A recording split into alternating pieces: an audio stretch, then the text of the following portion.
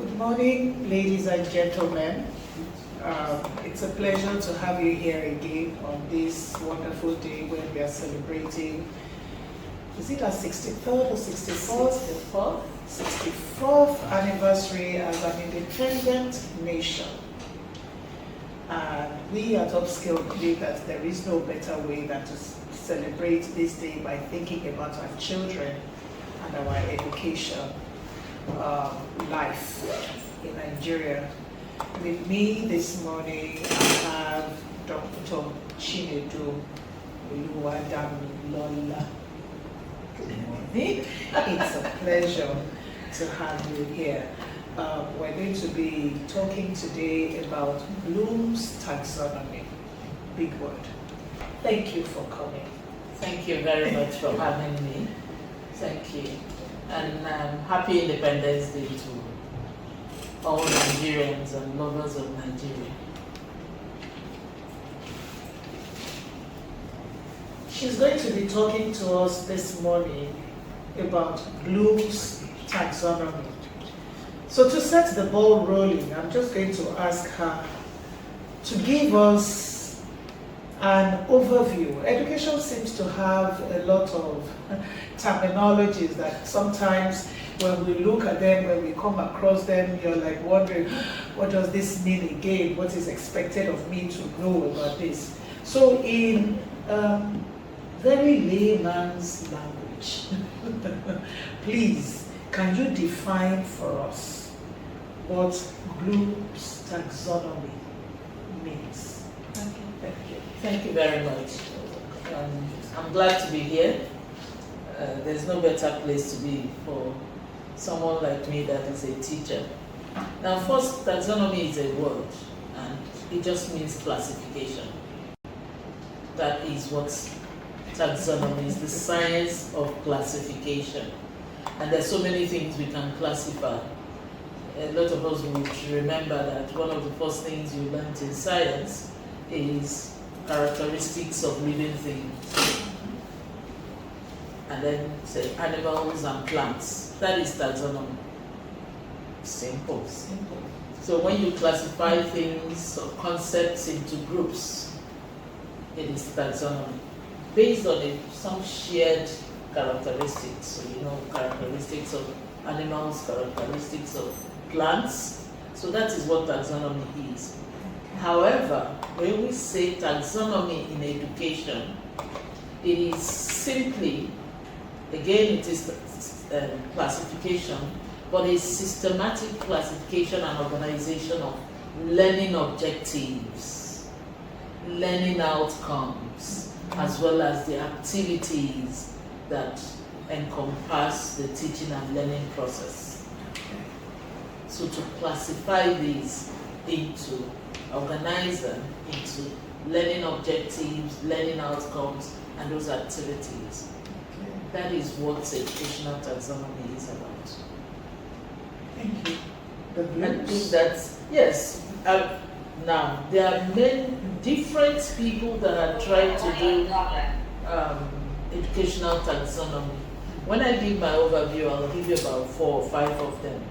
Bloom is not the only one, but he just happens to be quite popular, and because of 1 or 2 reasons that I will let you.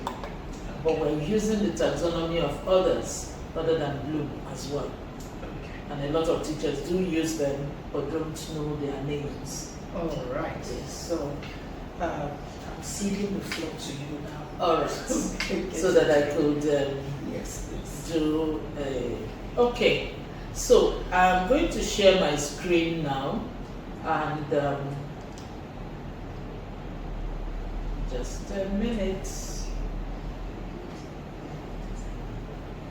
And good morning to everyone who is here. Thank you for coming out to join us this morning. And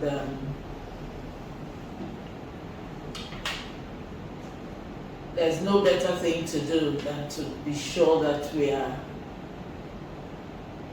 learning about how to make our education better and how to ensure that our children get all the best. And these are possible things. So I'm going to quickly share give an overview of this taxonomy stuff. All right.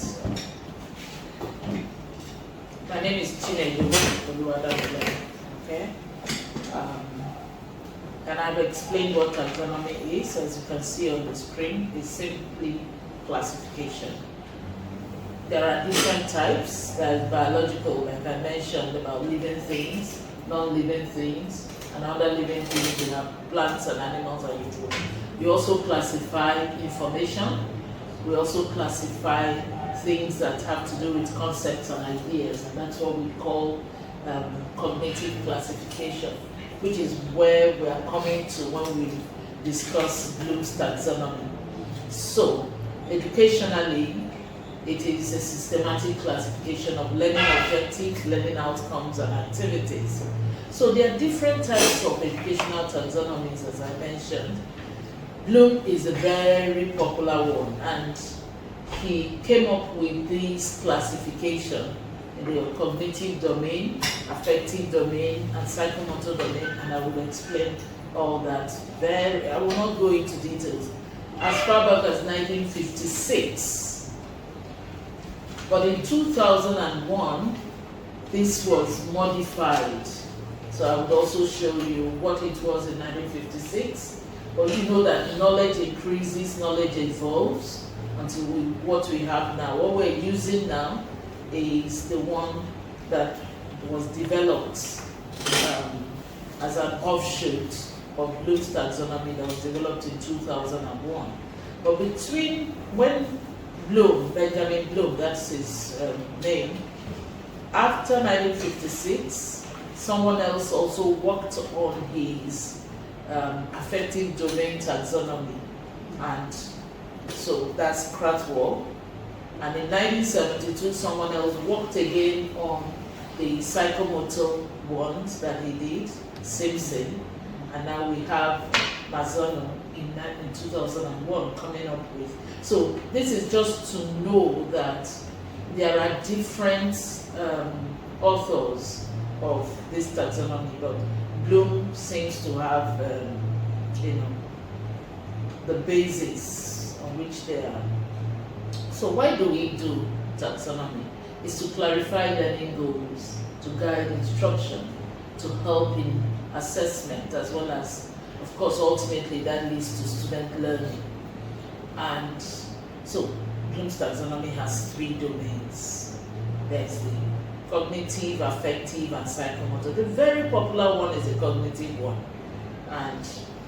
But it's important that teachers know about the affective and psychomotor domains.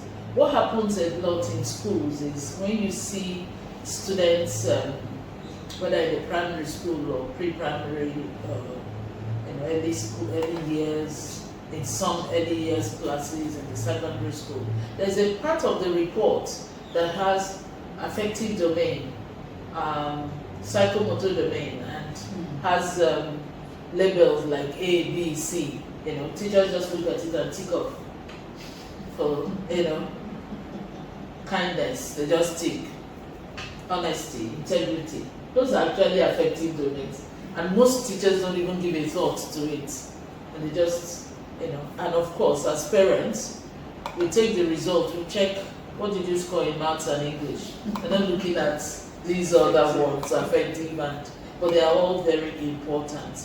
So, affective has to do with emotions. Psychomotor has to do with motor skills. What you do with your hands, your eyes, and so on. And of course, cognitive has to do with the mental abilities and mental processes. So, when I talk about Bloom's taxonomy, I like to start with the affective and not the cognitive. And the affective has to do with the child's attitude in class, the interest, the motivation. When you go to school in the university and so people are talking to you about intrinsic motivation and so on. And now we have motivational speakers who are they're actually just trying to affect our, influence our affective processes.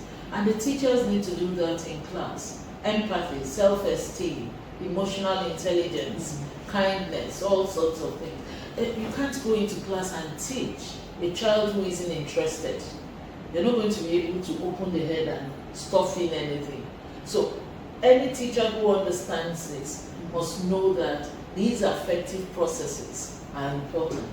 That a child who walks into class looking very unhappy is going to have a hard time learning physics. Is going to have a hard time learning geography or maths or anything.